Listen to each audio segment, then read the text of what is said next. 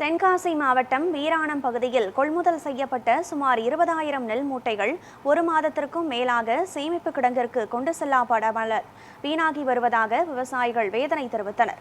இதுகுறித்த கூடுதல் விவரங்களை நமது செய்தியாளர் ராஜன் வழங்க கேட்கலாம். வணக்கம் ராஜன், அங்கு வீராணம் பகுதியை ஒட்டிய எந்தெந்த கிராம விவசாயிகள் இதனால் பாதிப்படைந்திருக்கிறார்கள்? ஒரு மாதத்திற்கும் மேலாக சேமிப்பு கிடங்கிற்கு இந்த கொள்முதல் செய்யப்பட்ட நெல் மூட்டைகள் கொண்டு செல்லப்படாததற்கு காரணம் என்ன?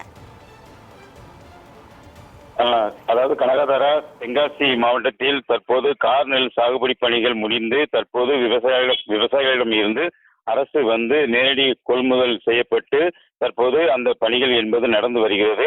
குறிப்பாக தென்காசி மாவட்டத்தில் பண்புலி, அச்சம்புதூர், கடையநல்லூர் உள்ளிட்ட பல்வேறு பகுதிகளில் அரசு நேரடி நெல் கொள்முதல் நிலையம் செயல்பட்டு வருகிறது. குறிப்பாக ஆலங்குளம் அருகே உள்ள வீராணம் பகுதியிலும் அந்த அரசு நெல் கொள்முதல் நிலையம் செயல்பட்டு வருகிறது.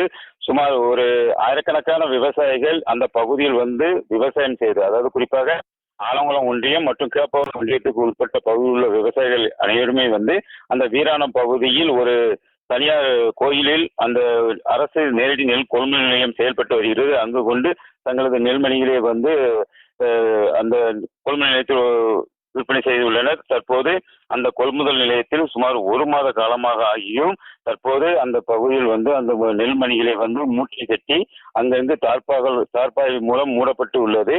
மேலும் இந்த கோடை மழை மற்றும் இந்த வெயிலின் தாக்கத்தால் அந்த மலையில் அந்த நெல்மணிகள் அனைத்துமே நனைந்து முளைக்கக்கூடிய தருவாயில் ஏற்பட்டு உள்ளது. இதனால் அந்த பகுதியில் உள்ள விவசாயிகள் பெரிதும் ஒரு வேதனை அடைந்துள்ளனர். ஏனென்றால் கிட்டத்தட்ட 3 மாதங்களுக்கு மேலாக இரவு பகல் பாராமல் தாங்கள் உற்பத்தி செய்யப்பட்ட நெல்மணிகளை அரசு கொள்முதல் நிலையம் விற்பனை செய்து தற்போது அந்த நெல்மணிகளை அரசு கிட்டைக்கு கொண்டு செல்லாமல் அரசு அதிகாரிகள் மெத்தனம் காட்டுவதால் தற்போது இந்த நெல்மணிகள் அனைத்துமே வீணாகக்கூடிய ஒரு சூழல் என்பது ஏற்பட்டு உள்ளது.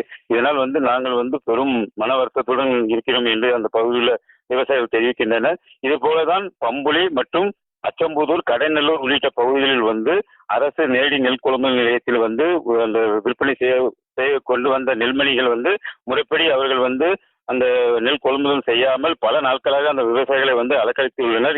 இது தொடர்பாக தொடர்ந்து நம் செய்தி வெளியிட்டோம். தற்போது அந்த பகுதியில் நெல் கொள்முதல் நிலையம் விரைவாக அந்த நெல் கொள்முதல் செய்யப்பட்டு வருகிறது.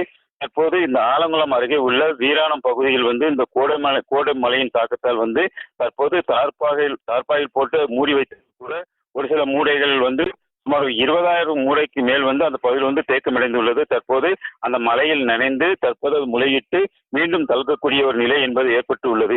இதனால் சம்பந்தப்பட்ட அதிகாரிகள் உடனடியாக தலையிட்டு அரசு நெல் கிட்டங்கிக்கு கொண்டு செல்ல வேண்டும் என்று இந்த பகுதியில் உள்ள விவசாயிகள் கோரிக்கை வைத்துள்ளனர். மேலும் இன்னும் வரக்கூடிய நாட்களில் இந்த வீராணம் பகுதியிலே ஒரு சேமிப்பு கிட்டங்கி அமைக்கப்பட வேண்டும் என்று அவர்கள் கோரிக்கை வைத்துள்ளனர்.